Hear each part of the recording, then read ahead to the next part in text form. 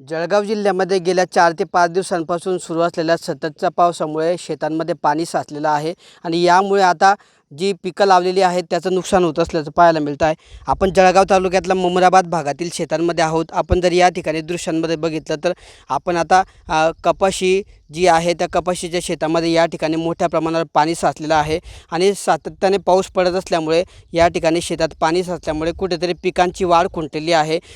कपाशीची पानं जी आहे ती पिवळी पडायला लागलेली आहे. त्यावर वेगवेगळ्या रोगांचा प्रादुर्भाव या ठिकाणी व्हायला लागलेला आहे. तर दुसऱ्या बाजूला आपण बघतोय की या ठिकाणी याच बांधाला लागून सोयाबीनचं सुद्धा शेत आहे.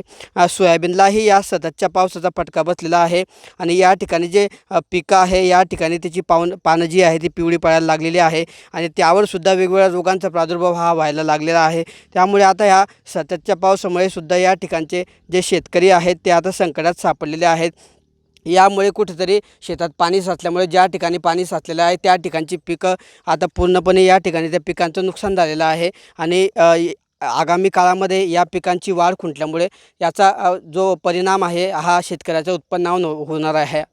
एकंदरीतच आता जळगाव जिल्ह्यामध्ये अनेक भागांमध्ये सततचा पाऊस गेल्या 4 ते 5 दिवसांपासून सुरू होता आणि या सततच्या पावसामुळे शेतात पाणी साचलेलं आहे. त्यामुळे पिकांची वाढ खुंटलेली आहे. काही पिकांवर रोगांचा प्रादुर्भाव होतो आहे. तर कपाशी आणि सोयाबीनला सुद्धा अशा पद्धतीने या सततच्या पावसाचा मोठा फटका या ठिकाणी बसलेला आहे. त्यामुळे आता या सततच्या पावसामुळे जळगाव जिल्ह्यातल्या अनेक भागांमध्ये पिकांचं मोठ्या प्रमाणावर नुकसान होत असून रोगांचा प्रादुर्भाव झाल्यामुळे आता शेतकरी जो आहे तो या ठिकाणी चिंतेत आणि संकटात सापडल्याचं पाहायला मिळतं आहे. किशोर पाटील, TV9 मराठी, जळगाव.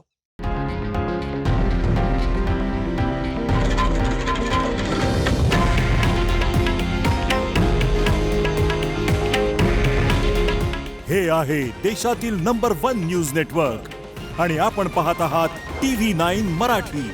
काळजी तुमची, हित महाराष्ट्राचं.